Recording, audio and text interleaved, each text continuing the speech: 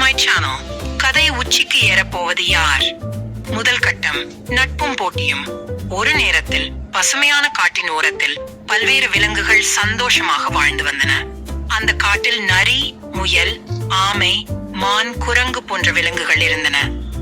அதிலிருந்து நரி மிகவும் புத்திசாலி, ஆனால் சிறிய அளவுக்கு அபிமானம் கொண்டவளாகவும் இருந்தாள்.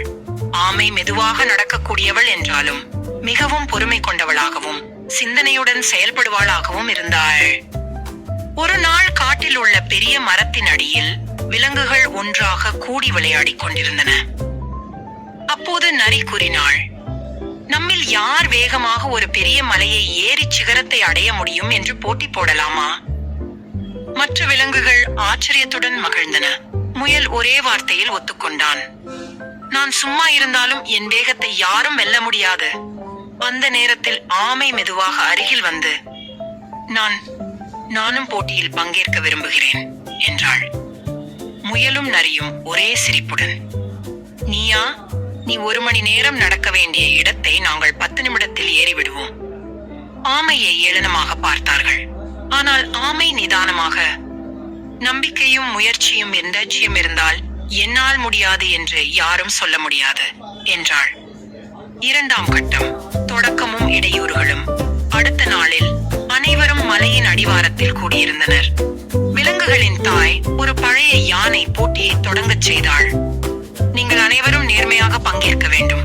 ஒரே பாதையை பயன்படுத்தி மேலே ஏற வேண்டும். போட்டி தொடங்கியது. முயல் பறந்து போல் ஓடியது.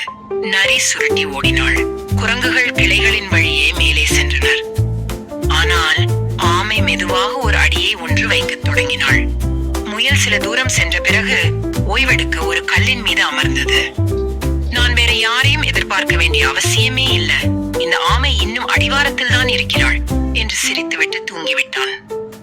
அந்த நேரத்தில் ஆமை மெதுவாக ஆனால் உறுதியுடன் மேலே ஏறிக்கொண்டிருந்தாள். விறுவிறுப்பும் இல்லை, வேகமும் இல்லை, ஆனால் ஒரு பிடிவாதம் மட்டும் இருந்தது. நான் முடிக்க வேண்டும்.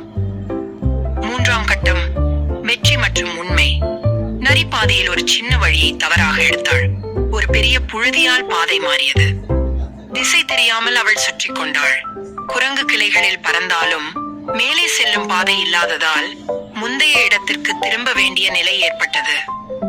ஆனால் ஆமை நேராக ஒரு பாதையை தொடர்ந்து மேலே செல்கிறாள். அவளுக்குள் ஒரு சொல்லாடல் நடந்து கொண்டிருந்தது. வேகமில்லை, ஆனால் நிதானமாக நான் செல்வேன். விடாமல் முயற்சி செய்கிறேன் என்றால் சிகரம் வெகு தூரம் இல்லை. முயல் விழித்து பார்த்த போது, அடடா, ஆமை எங்கே இருக்கா என்று வேகமாக ஓடினான். ஆனால் ஏற்கனவே ஆமை மலையின் உச்சிக்கு சென்று விட்டாள். அனைத்து விலங்குகளும் ஆமையை பாராட்டினார்கள். நான் மிகவும் நம்பிக்கையுடன் இருந்தேன், ஆனா ஒட்டுமொத்த முயற்சியும் பொறுமையும் இல்லாம நான் தோல்வியடைந்தேன். முடிவு, நெறிப்பாடம்.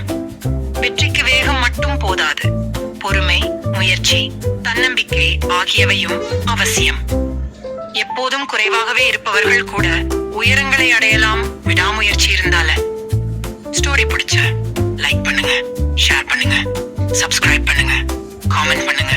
Thank you friends.